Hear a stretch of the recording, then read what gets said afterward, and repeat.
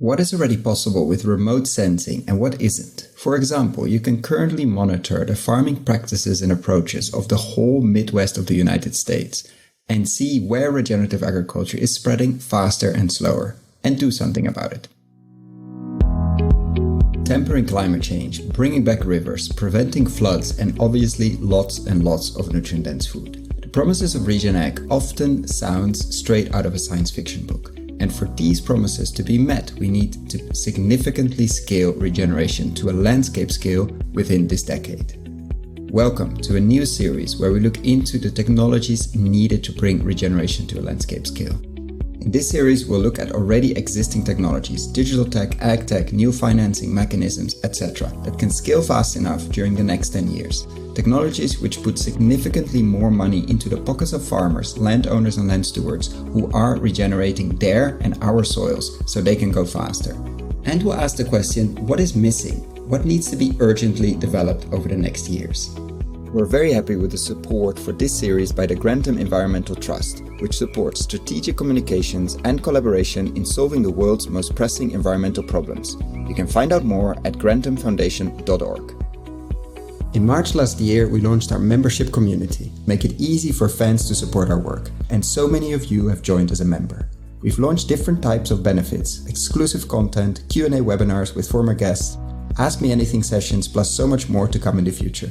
For more information on the different tiers, benefits and how to become a member, check gumroad.com/investinregenag or find the link below. Thank you. Welcome to another conversation, today with Anastasia Volkova, CEO of Regrow, unlocking the profit potential of resilient agriculture. Agriculture has the power to reverse climate change, as we all know. Regrow combines the industry-leading expertise of FluroSat and Dagan to drive resilient agriculture adoption across the supply chain. Their digital platform combines agronomy and scenario planning for monitoring, reporting, and verification. Welcome, Anastasia. Thank you so much, Koen, for having me. And to start with a personal question, how did you end up working on technology and most importantly on soil? I don't have a straight answer for you. Take the long answer. Yeah. I've meandered to get here.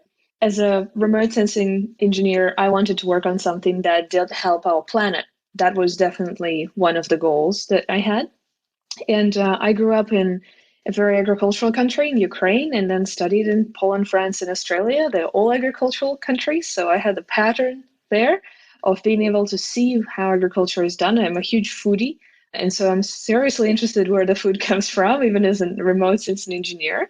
And then during my PhD, I've effectively discovered that the technologies I was working on with some of the satellite monitoring and other remote sensing could be used easily in agriculture with very little adaptation. And I started digging to understand why aren't they being used. And so we focused for the 4 years of FluroSat, pre-recent merger with Dagan, on crop sensing. So something that you could do from space with satellites plus agronomic modeling. You can see the crops, you can see when things go wrong. You can also use the information that is a little bit predictive because the sensors on satellites see it earlier than we do with our naked eyes. So this is something that's given an important edge to the farmer in terms of being able to respond. But then ultimately we understood that shifting the focus to soil health is a more of a long-term game, which is very important. And going from a crop, which is maybe annual, sometimes it is a perennial, but it's still an exercise of inputs and outputs. Soil health is like a bank you're building across a longer time frame. And when we met Dagan and understood their technologies around soil modeling, we understood that this is where the diamonds are in the soil. This is the holy grail. And so walk us through because you mentioned a lot of obviously relatively technical terms. So in the FluroSat times, so crop sensing using satellite imaging, but also obviously more than we can see with the naked eye. You already mentioned that. Satellites see a lot more than we can see. And basically me as a farmer, I would be having a good overview of my annuals in many cases and seeing where things are on a regular basis going either well or not so well. And I could act. There was a management decision there to be made. Like, okay, I need to focus on that piece of the parcel or that piece of my land because something like the system is warning me, like something is going to happen there or is already happening. even if you don't see it yet. That's a great summary. That's exactly what it does. And we have automated the manual tasks out of it. So you don't need to look at the imagery or look at the information and see how the weather correlates with the imagery. We do have agronomic models that look at both of those things and tell you this should be the growth stage. If you're not seeing that growth stage, maybe something's going not so well. If we're predicting a later growth stage, but we're seeing a earlier growth stage, also an indication of some deficiency. And we do raise alerts around certain areas of the fields where things seem to not be going so well, even in most subtle way that you won't be able to see. This is also critically important because this is where usually the disease and pests come from. And it works in any climate, weather, clouds, non-clouds, and regularly, because that's, of course, it can change from week to week and from almost day to day. Like how often I'm a farmer somewhere with this plant monitoring, and then we get to the soil part because that's where the rest of the exciting stuff starts. But it works very regularly, or is it, how up to date is it, and how difficult it is to get that consistently? Because that seems to be, for me, from a non-technical perspective, tricky. But how often does the satellite pass over, basically? A couple of times a week, or at least once a week, twice a week, depending on where you are. There are satellites that pass over those fields every day now as well. This is the additional kind of commercial satellite that we could add to the service, depending on where the farmers are at and how much data do they need, do their crops need, because some crops grow a lot faster than other crops and you have shorter windows of making decisions. We are still combating clouds, as everyone in the industry of using satellite data, but luckily you can use radar satellites to get through clouds. So not only you have cameras, but also you have radars that are looking through the clouds that you can interpret the response of that radar satellite and be able to combine it with your optical information to then say, well, here's a consistent picture. Because we know that the crops are the highest in areas where it rains a lot. If it rains a lot, it's very cloudy. And this is the part and parcel of remote sensing, constantly peering through the clouds and trying to understand how the picture completes what we've seen before the clouds came. And so you realized that this plant monitoring was already possible a number of years ago. And then do you remember when when you merged with Dagan, etc., but when did you start to be interested, or maybe you always were interested in the soil piece? So what happens underneath the plants, or the annuals and the perennials, or what happens on the ground? Do you remember when that got triggered, or was it over time? Yes, I would say there was like a specific moment. When we were growing FluroSat, I definitely was adamant and still am about remote sensing not being a solution to all problems. And I believed that process models, so the ability to simulate the entire plant growth, including what's happening in the soil, is going to be that edge that will give our technology the ability to scale globally. Because from remote sensing perspective, you can see what's happening, but you need to understand the reasons and what you can change or amend and what effect it likely is going to have. To have that if then else modeling or scenario planning, you need to have modeling frameworks that allow you to project the behavior of a certain plant. And luckily, there are a few out there in the world. We were the closest to one from Australia, Agricultural Production System Simulator, APSIM. So we started adopting APSIM, and this was the start of my soil journey. This was 2018. And I started rapidly learning about plant available water, root zone, all of the nutrient availability parameters and how the different soil and depths of soil really impact them and how we might be able to parameterize some of these models, because it's hard to ask the farmer to go and actually calibrate such a model. You need to have a better way of delivering this solution to them and ask for way fewer inputs from the user. We needed to make it much more commercially available, so to speak, through these processes of simplifying it and reducing the number of inputs from the user by inferring more, by looking at the plants and understanding what assumptions we might have gone wrong, by getting some of the large-scale soil maps. This is where it all started, learning about the soil triangle, all those things. And so where are you now? We're talking spring 2021. What is already possible when it comes to remote sensing and the soil? And then we'll talk about obviously what you're developing, what's coming, but what's the current status, let's say, in the remote sensing and soil monitoring and soil carbon space and soil health space? Yeah, I would say I was a bit late to understanding the soil game, but even that model, ABSIM, it has been in development for 30 years. So it's something that continuously is being improved by a group of scientists, and we are a commercial benefactor of that work and we sometimes contribute to it as well. So I would not want to misrepresent that area that has a lot of research, decades of it. And similarly, the soil research on soil carbon and greenhouse gas emissions is equally not very young, or young in, on the scale of the age of the universe, probably.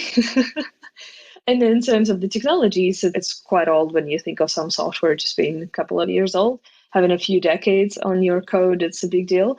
So what's possible? What's possible is connecting the measurements of crop parameters that we get from satellites to crop models so we can better understand how the soils need to be parameterized. So effectively, we're using plant as a sensor to understand what's happening to the soil. And now we're going even further through the addition of the technology from Dagan through the recent M&A. What we've added is the DNDC, denitrification decarbonization model. Effectively another model, just like the one I described for crops, but for the soil. The one that obsesses with soil microbes and understands in what environment, in what conditions, those soil microbes are going to produce more or less greenhouse gases, and those are also producing the soil organic carbon and helping sequester it, or affecting how much N2O is leaching, or how much methane is being emitted if you're planting something like rice.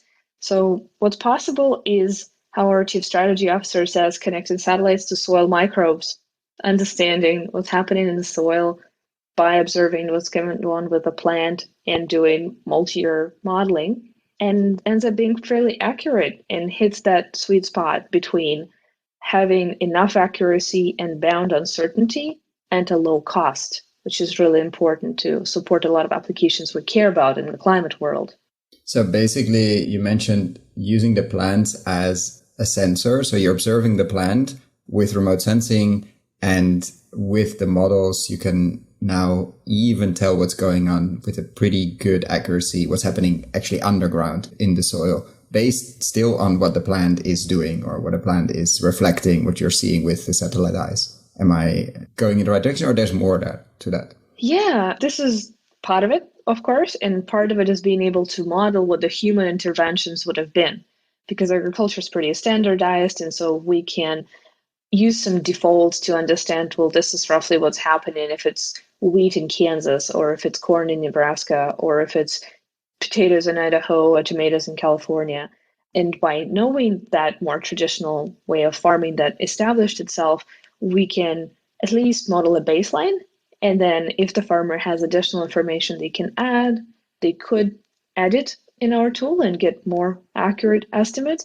But we get to that baseline that is relatively credible and quite useful for very large scale monitoring quite quickly. And so who is using that large scale monitoring? What's the client or the partner or whatever you want to call it at the moment? And then we can talk also obviously what's coming, but what's the current client interested in large scale monitoring of a lot of acres? Because that's what we're talking about. Yeah. Interestingly, for our conversations, we would usually start with NGOs. So the likes of Nature Conservancy, we love working with Nature Conservancy and with other non-for-profit organizations that really care and understand the concept of we need to measure to manage. And even if you know the uncertainty of your measurement, still being able to produce a large-scale baseline and understand what's happening in the landscape helps you target your resources and go with your people and training and funding to areas that still need help, or understand why they're not adopting good practices that we're able to map using the satellite imagery, and then effectively estimate their effect using the models. So you infer some of the human activity by looking at satellite imagery, and this fits your puzzle of what you're expecting to be happening to the crop. It can be that you're adopting the practices that are good for sequestering carbon. It can be that you have to use some of these practices that are not so good. And you're trying to understand from a nature conservancy perspective, for example, is where do they deploy resources? Where are they getting most progress? What is the pattern of adoption? All of those critical questions to be asked. And this is what helps us create that larger scale baseline, whilst of course we have customers across the agri-food supply chain that then look at the more regional supply chains on their own. And so I think you touch upon a very important piece, like how do we bring this regeneration and regenerative approaches to a landscape scale or to a much larger scale? And maybe the first movers there are the nonprofits like TNC and that have a landscape approach. Do you have an example of somewhere you are applying that, like basically monitoring a lot of farmers in a landscape or an ecosystem and then helping someone to, let's say, focus their limited resources, even if they're a large organization like TNC, to focus their resources on specific farmers or specific areas or specific parts of the watershed, etc. Can you walk us through an example of a landscape approach there?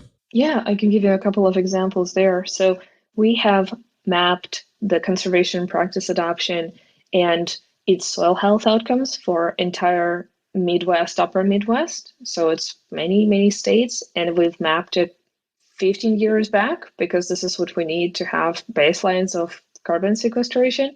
And we are on an ongoing basis adding on an annual basis new data products to it. So basically following in the whole Midwest, let's say the application of no-till, which came up in that time, cover crops, which came up in some place. And you can basically say, okay, in the last 15 years, in X% of the acreage, there's this and this has been applied and another X%. And we model the outcome in terms of carbon, in terms of nitrogen, less nitrogen leaks, hopefully not the other way around, and or more, and basically do a sort of status report over the last 15 years because you have the satellite data for the last 15 years. I'm imagining you cannot go back further, but still 15 years is a long time. Like you can see what are the most surprising changes you have seen in terms of practices and then outcome in a huge area like the Midwest.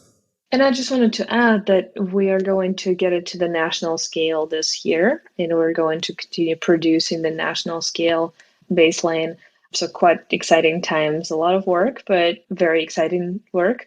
And indeed, imagine a map that shows you on the crop reporting district scale or watershed scale or going deeper into the county scale or all the way to the field level. You can zoom in and you can zoom out all the way to the state level and see what states are adopting a mix of conservation practices, adopting no-till, adopting cover crops, and in what areas we need a lot more support. So there is one of the trends that we're seeing that not all areas around the Great Lakes are equally adopting those practices, and we understand there are some challenges with it, and those challenges need to be solved. Agronomically, we need to think of better ways of managing cover crops, of adopting no-till. This is where we see clearly colored target on the map where we need to deploy our efforts. You see the lagging places. Yeah, exactly. And do you also see like do you see the example farms as well? Like the ones that we hear about, or like, do you see like, wow, this piece, I'm just saying green, not because it could be like, do you see something that like really stands out in terms of practices and outcome? Do you see those examples, or is it you cannot zoom enough to really understand almost on the farm level where you see like, okay, let's go and figure out what he or she is doing there because this is not something we expect to happen in that area or something that's out of the ordinary?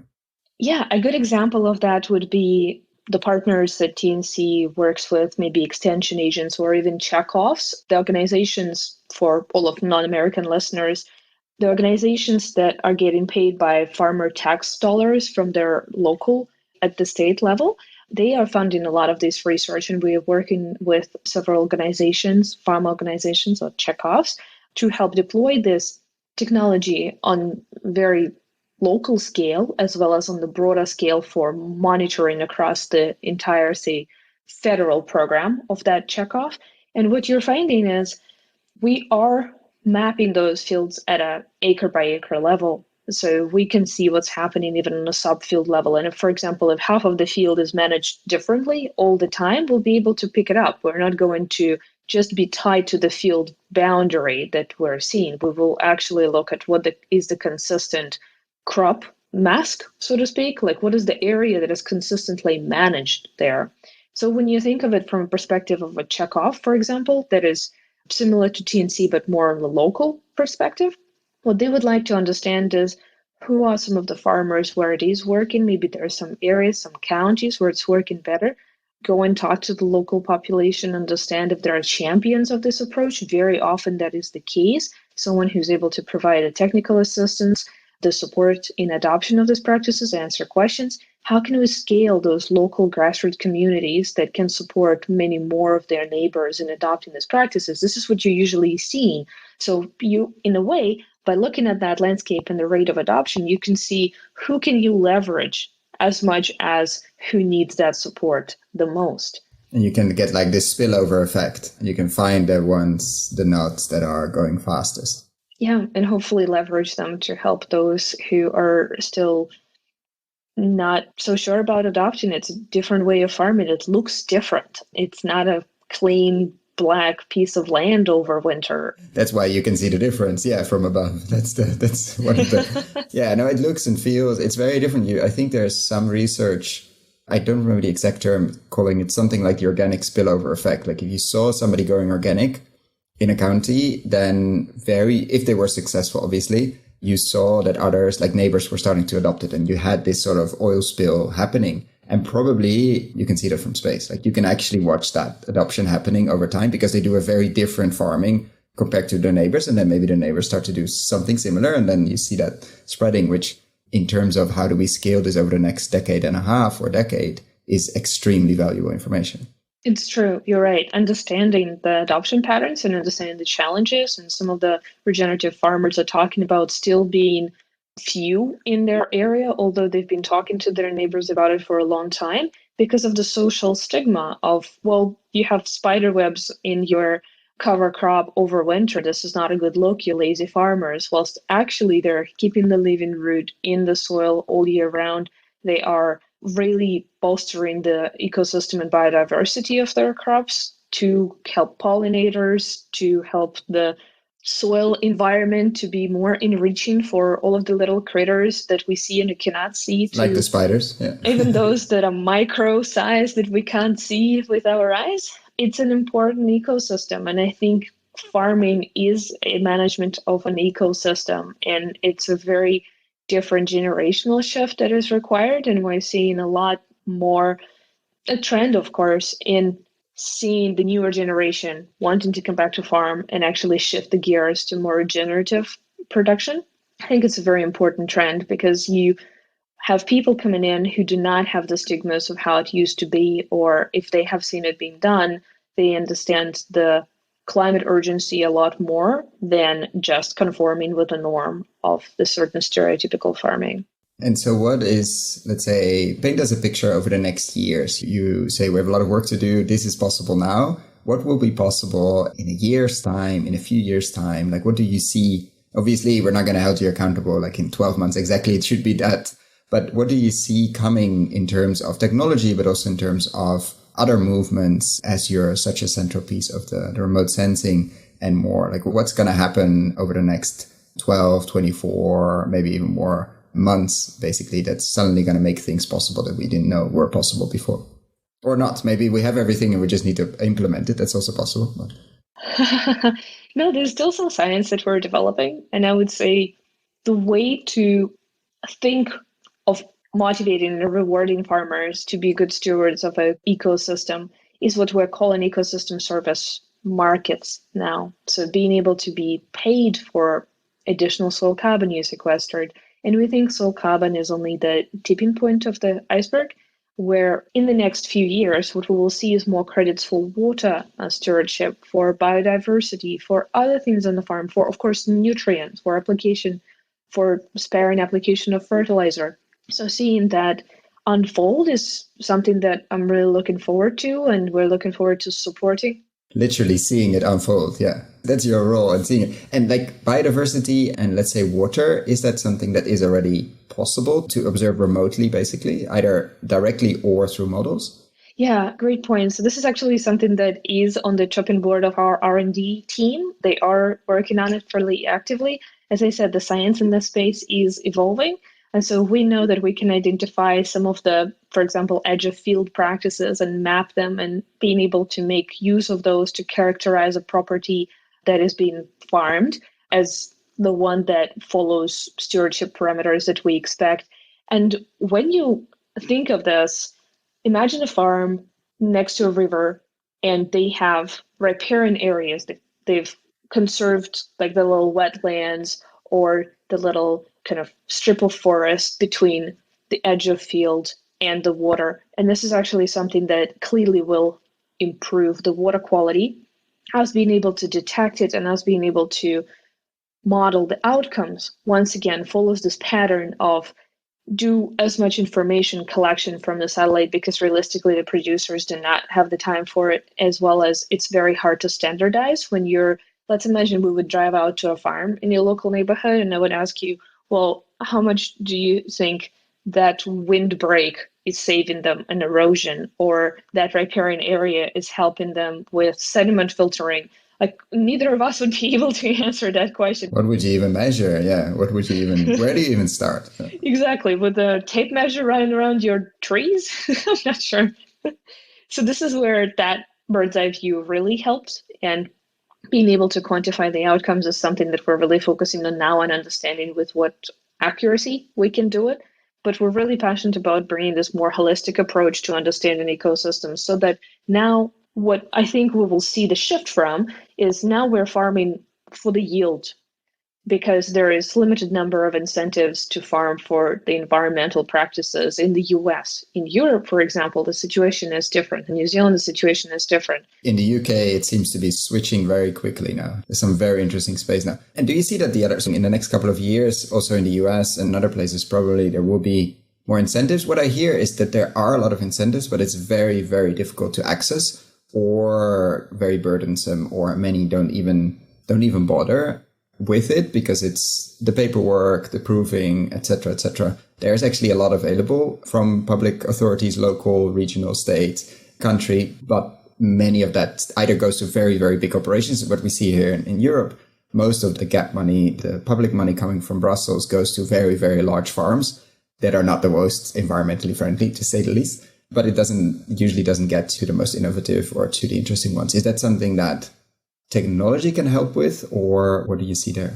Actually, we're seeing a number of startups also coming up in this space, in the US specifically, those that effectively help pre-qualify the farmer. And currently it's more done from the manual perspective. But to be honest, this is something that Regrow does for some of our customers. We run eligibility analysis because we have the landscape baseline and we understand who needs it the most and how they stand against the benchmark. And often it's that comparison with a benchmark that determines your eligibility for a particular area. For example, they want to boost the adoption to a certain extent, and hence they will be continuing to invest funds based on that adoption rate that you need to effectively demonstrate yourself against. I wouldn't say that big ag is bad. I definitely don't believe that. I don't believe that the larger firms are always not environmentally friendly. I think that is unsustainable, and I think they do want to be sustainable.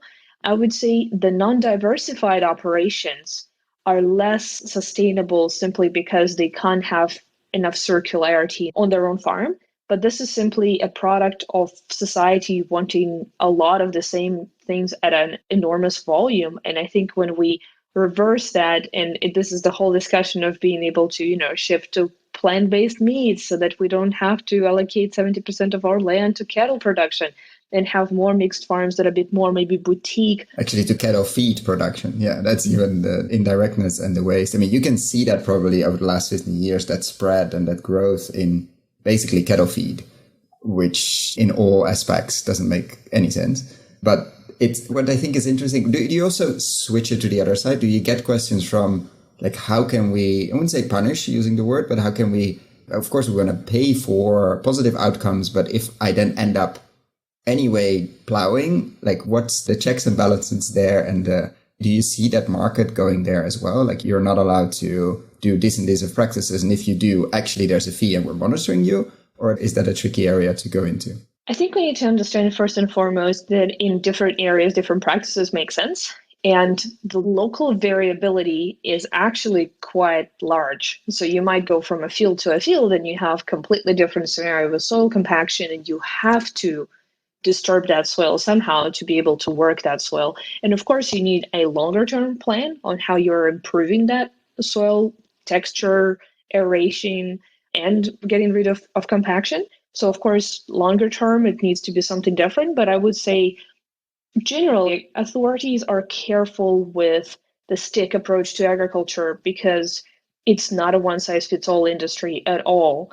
And what we're seeing in the US is more voluntary private market. So it's a lot of carrot and incentive, which is important because if we still have so much carrot and incentive and we do not see enough adoption, we definitely need to get the balance right. I would say when you think of incentives, the numbers actually matter because we are the ones who count the numbers. We offer the scenario planning tools to the farmers with the ROI. And I would say it doesn't make a huge difference financially to them. It makes some over the long run, their own soil health and reduction in the need to use chemicals and other additional inputs on the farm is what makes the most difference. So it's less of this government payment, which effectively we see it as a kickstarting payment to bridge some of the risk that they have to take on because the yield will dip a little bit in the first year. But then over the 3-5 year horizon, really being able to see the return. But how would you be able to, in a system where the farmer is incentivized for their annual production volume, how would you, without that incentive, even being able to bridge that gap? That's one view, a bit more capitalistic. As someone who grew up in Europe and lived in Australia and worked also with New Zealand farmers, I see a flip side of the coin of more of the socialistic approach to it, as well as more kind of a little bit more government heavy in involvement. I think fragile ecosystems like New Zealand, the fact that they manage it very strictly, and we have a solution in New Zealand that they use for monitoring of their nitrogen leaching and of their carbon footprint at the scope 1 and scope 3. So we actually have a more advanced solution in New Zealand that we have in the US because they've been such an early adopter for a number of years. And what we're seeing there is the local authority that supports the farmers wants to bring them the tools so that they can see their impact and they can continue have their license to farm, not because of the approach of we want a stick or a carrot, we want transparency, and we want everyone to be part of this ecosystem so that the farmers doesn't get, exempt from activities allowed in that watershed in New Zealand where they have great yields, but also close to beautiful rivers and other fragile environments. And do you see things like that coming, let's say, to the US? We hear a lot about the dead zone in the Gulf of Mexico. We know it comes from nitrogen leaching, or at least that's understood. Can you trace that back to, okay, let's say we want to, I wouldn't say fix it because it sounds very engineering, but we want to make sure that that doesn't happen because of the huge environmental cost, the huge social and financial costs as well for the whole fishing industry there and a lot more.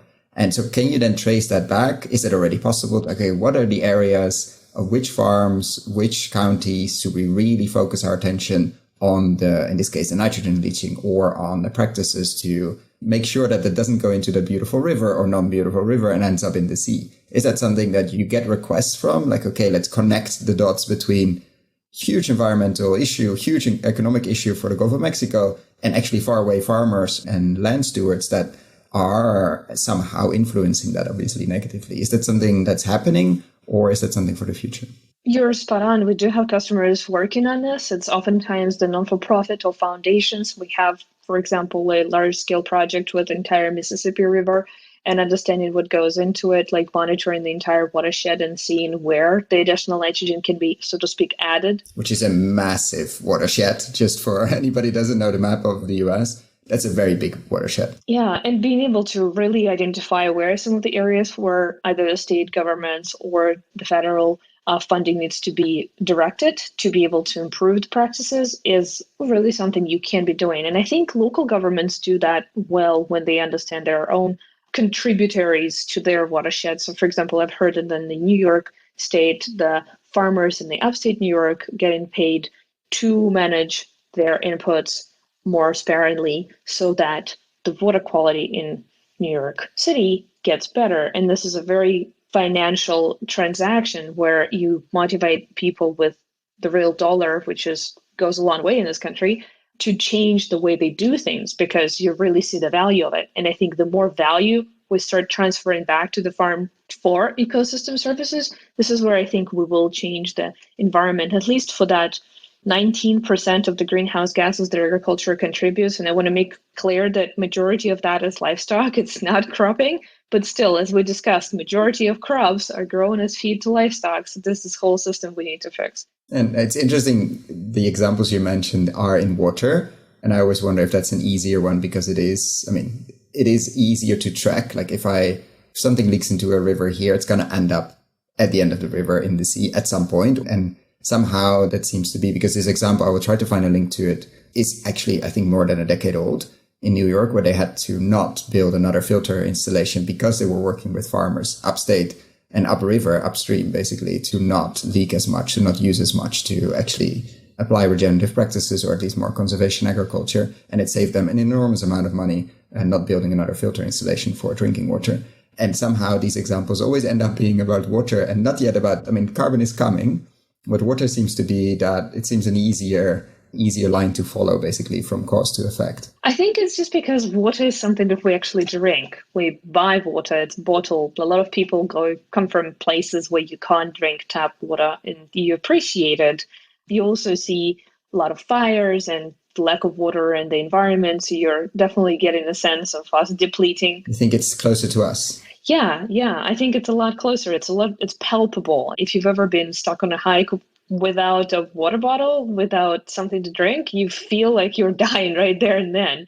And carbon is not something you can really taste or feel. Nitrogen, you can't either. Yeah. And something that, nitrogen contributes to the water quality and those effects. But with carbon, we're feeling that, okay, well, CO2, car exhaust smells bad, but how do I know what part of it is CO2? And how do I know how much I'm actually emitting? And it's nice to have cleaner, greener energy sources as well as appliances. But realistically, even when we were talking with my husband recently, looking at a massive truck passing up the highway, how many dinosaurs per second is it burning in terms of the oil? And this is something that's truly thought that I don't think passes everyone's mind on everyday basis. So carbon is a lot harder for us, but as long as we focus on the fact that it's 51 billion tons, we need to remove them. Certain amount comes from energy, certain amount comes from transport, certain amount comes from agriculture, and we need to get to work. And even our diets is something that can materially change it. And we do not have as much time as we would need. And the Gen Z, the new generations, of course, they're willing to change their choices, but we need a change to happen before Gen Z becomes, the middle class spending a lot of money.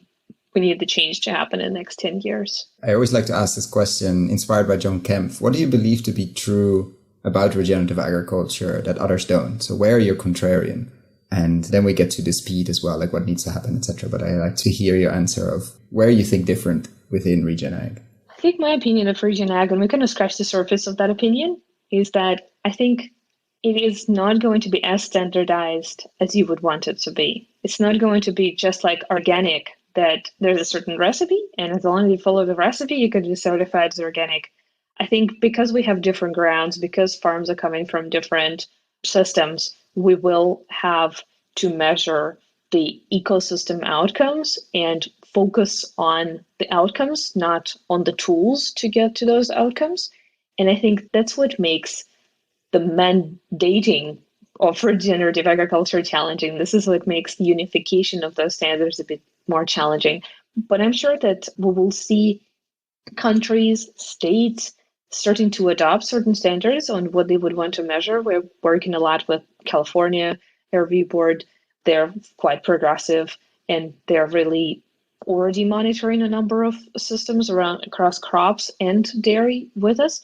And we're seeing that they're pioneering some of the statewide work of how do you do this accounting across your landscape and ecosystem.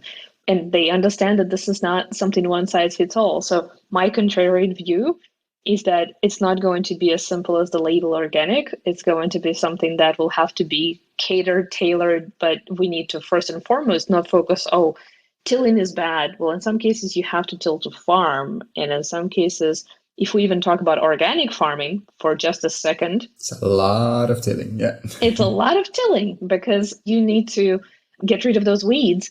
And whether we all, consumers of organic who want to improve the nutrition benefits, make sure that there's less chemistry in our food, suddenly stop and think of how much more CO2 that current method is emitting, I'm not sure if you would be more open-minded to GMOs as a result, because in reality, they're not such a problematic thing. So agriculture is complex, and really seeing what effects certain consumer choices make, I think, is something very practical that every listener can really dive a little bit deeper into, understanding what has happened for that food to be delivered to their plate. And if you could change one thing overnight, like you have a magic wand, you have unlimited power, what would that be? Could be on the technology piece, could be, okay, we're really missing this magic, I wouldn't say trick, but this technology, that good technology always seems like magic the first time you see it. But it could be something else completely. Could be global consciousness, could be what you just mentioned. If we dig a bit deeper into that, what would you change if you have that magic power to change one thing overnight? I'm going to say something very controversial. I would put strict restrictions around fertilizer use in all agricultural areas. I think because we are on this nitrogen drug, we are getting more and more into unreasonable yield demands. We're not restoring the soil. We're not letting the soil restore itself. We're not looking into practices that people get to when they do not have as much money to buy synthetic fertilizer. And I think as big as that industry is, we need to start dismantling that stronghold somehow. And of course, they will reprofile. Of course, they understand it's coming. But it's like an oil industry situation. You know that the fact that it's cheap and the fact that it has a sunset to it, it has a horizon, just doesn't feel right. Those two things, like it has to be more expensive because of the cost of externalities that we're absolutely not accounting for. So that would be my radical magic wand move. And you would monitor it, I assume, yeah. Yes, because I want the water to remain clean and I want the soil health to have a chance to restore itself. And it's very challenging when you're on the constant treadmill of add more nitrogen, get more yield. And I do think there's a lot of connected inventions that we would rely on, even dwarfing our crops, making our corn smaller so that we don't have to feed it so much nitrogen so it can grow into a smaller plant with the same yield, something that happened to wheat many years ago and won a Nobel Prize. So there's my magic wand move implies probably 50 inventions that we need to make it possible. But I would love for that to be something that does get a lot more attention and more strict monitoring around it. Which actually is a great bridge to the next question. So let's say you have a large investment fund, let's say $1 billion to invest. There's 15 inventions or whatever it's needed. How would you prioritize if you would be running from tomorrow morning an investment fund purely focused on, let's say, ag, food? I mean, you can focus on other things as well. If you want to do fusion, I'm okay with that. But how would you prioritize if you would be a large scale investor with a very long time horizon if you want to? Obviously, it doesn't have to be paid back in a couple of years. You have the flexibility, but it is an investment fund. So we're looking for investments. What would you prioritize? What would you focus on? I actually spoke to such a fund yesterday, so this is easy. And I think what they're doing is actually right. I think you need to invest in decarbonization of economy. And it does come down, if you dig deep enough, to certain inventions that you need. And when it comes to agri-food specifically, in that sector, something that I mentioned, you need to invest in breeding, very long time horizon, breeding of plants that are more suitable for our climate changed future. Even if we don't warm up by all the degrees that we can, we still will have plants that will need to adopt. Also, potentially even breeding plants for alternative diets, so that not only we start consuming plant-based diet, but we actually, if we focus on this concept of needing an input into the system, a source product that will go through a completely different sourcing and processing, that changes the source ingredient itself. So if you really commit to shifting the world to plant-based diet, as some of those large, well-funded startups are doing, I think it's important for combating the climate change problem. So I would definitely invest in breeding of varieties and crops that are more drought tolerant, as people are doing, dwarfed varieties, so we spend less resources on growing what we actually need to grow. I would also spend time on modeling. I would spend time on collecting the data at a very large scale. So funding someone like us to be able to, even with the bound uncertainty, produce an estimate of how are we going. Because if we don't have a finger on the pulse of this matter, it seems like even if we're doing something great, we're not achieving that much, and we're not focusing our energy and attention where it needs to be. And then ultimately understanding how we're actually looking after these ecosystems and being able to, some of the technologies that we haven't talked about that are equally important is precision and alternative weeding, for example, or avoiding to apply so much chemistry on your plants. Like, those are other technologies that I think deserve to be funded and well funded, so that we are going to reap the benefit of cleaner crops. And last but not least, advancing majority of these technologies to the developing world. This is something that is quite hard to do with just private funds when you're trying to look for revenue as a small startup, for example, but funding innovations in that space and being able to have a longer time horizon for holding those investments, I think can make substantial benefits to people who need it the most. I want to thank you so much for your time today. Be conscious of your time as well, and sharing a few insights. We just scratched the surface, so we definitely need to do this again in terms of what is already possible with technology on a landscape scale, what should be possible, and what will be possible in the near future. Thank you so much for joining us, and hope to repeat that at some point. Thank you so much, Koen. Definitely enjoyed the conversation, and it feels like we just scratched the surface. If you found the Investing in Regenerative Agriculture and Food podcast valuable, there are a few simple ways you can use to support it. Number 1, rate and review the podcast on your podcast app. That's the best way for other listeners to find the podcast, and it only takes a few seconds. Number 2, share this podcast on social media or email it to your friends and colleagues. Number 3, if this podcast has been of value to you, and if you have the means, please join my membership community to help grow this platform and allow me to take it further. You can find all the details on gumroad.com/investingregenag or in the description below. Thank you so much, and see you at the next podcast.